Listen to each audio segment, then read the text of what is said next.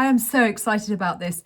This is the first episode of my Book Nook Book Club. We're starting off with a belter. It's a cold November day. I've got a cup of tea just there. It's a bit full because I've not started drinking it yet. And a bit later on, I'm going to continue to decorate for Christmas. It could not be cozier. I could not have enjoyed our first book more. So let's just dive in and talk about Richard Osman's Thursday Murder Club. So where do we begin with this glorious book? I'm a big fan of the author Richard Osman. I love him on the television, Pointless, House of Games. I find his presence on the TV just to be so calming and gentle, but very witty and intelligent. There's a warmth. I know that's used to describe him a great deal, but he's a very warm person, and I always respond to those types of people. But then around this time last year, I started to listen to his podcast, The Rest is Entertainment. He co-hosts that with Marina Hyde, who is a journalist for The Guardian in this country. And the two of them together just make podcast magic for me. I love hearing about the entertainment industry. I love hearing their take on it. They have two very, very different takes. And I'm just so fond of both of them now. I just think they're wonderful. So please subscribe to the Rest is Entertainment podcast. So where do we begin with a book like The Thursday Murder Club? Obviously, I can't tell you the plot because I can't give you any spoilers, especially if you haven't quite finished reading it yet. So let's start with the characters. There are four main characters.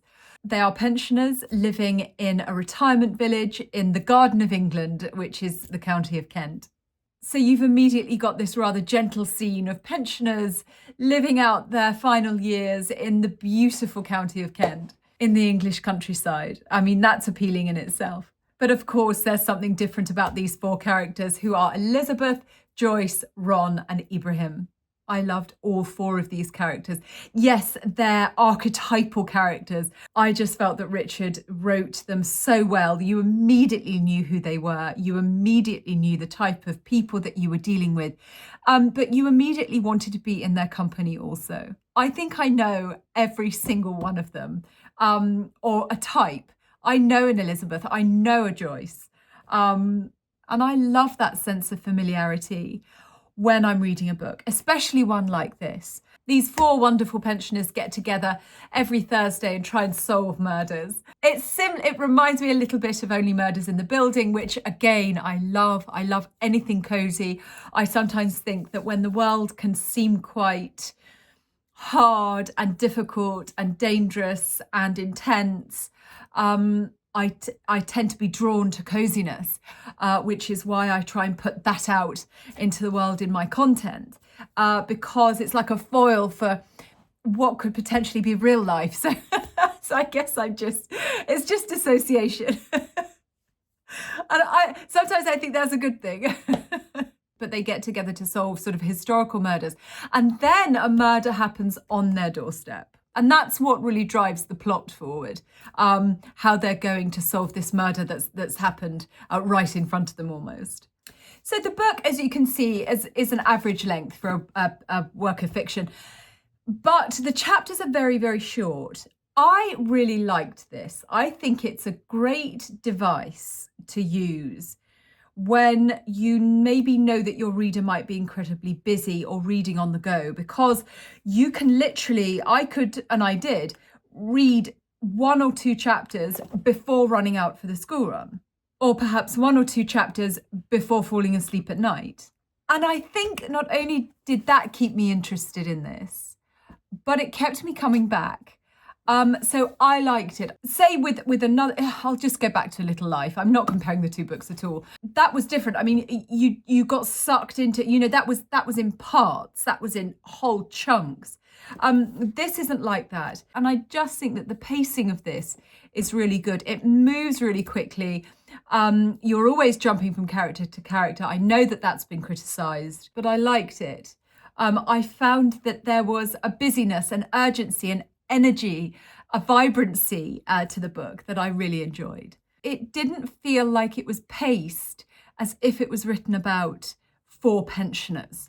This isn't some sort of slow, meandering nothing ever really happens.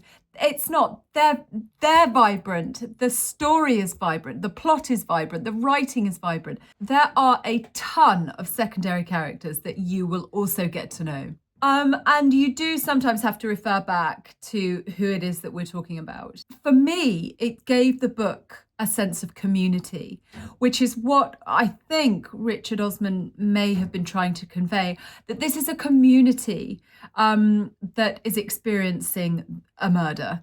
And I got a sense of that. It's a community where everyone is hiding something, of course. I mean, I live just outside of a small market town in the English countryside. I have 2 businesses in that town.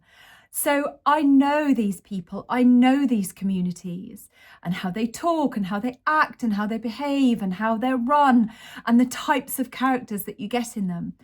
I love it, or I wouldn't live here. But that really helped me understand what was going on in this book.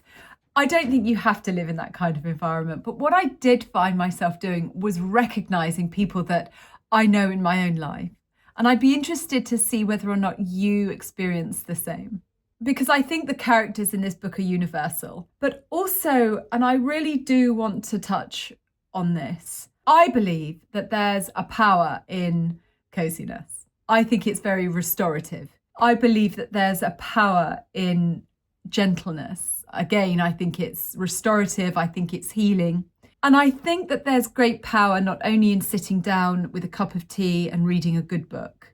I think you can get up from doing that and feel so much better than if you had just maybe doom scrolled for a bit. So I believe that there's great, great value in fiction and in stories like this. I think they're important. I think they're important because they take you to a time that isn't written long ago. So we're not reading an Austen and just thinking, oh, those days will never exist again. It's like a bygone era. It's not that. This is set today. I love that because it's bringing all the joy and all the comfort that is still available to us and putting it into a modern day setting. I don't want to always romanticize the past. And I think that Richard Osman has done such a good job of romanticizing the present. Yes, and the irony is not lost on me, this is about a murder. But it's more than that. The book is being made into a film. Currently, I think it's shooting. Directed by Christopher Columbus, who did a Harry Potter or 2. Elizabeth is Helen Mirren. Ibrahim is Sir Ben Kingsley. Joyce is Celia Imrie, who I love. And Ron is Pierce Brosnan. I'm excited to see that. I love the British film industry. And I think that when we get a chance to make a blockbuster like this, because it will be, I'm desperate to see it. Without giving any of the plot away, I loved how it wrapped itself up. I loved how the story went. I thought it was... I just like how Richard Osman is so pro-women, actually. It made me feel safe in a weird way. And I'd be interested to see what you think about that, actually. Having read it, I wasn't surprised, it wasn't like a huge shock because it's not that type of book. But I was like, yeah, good.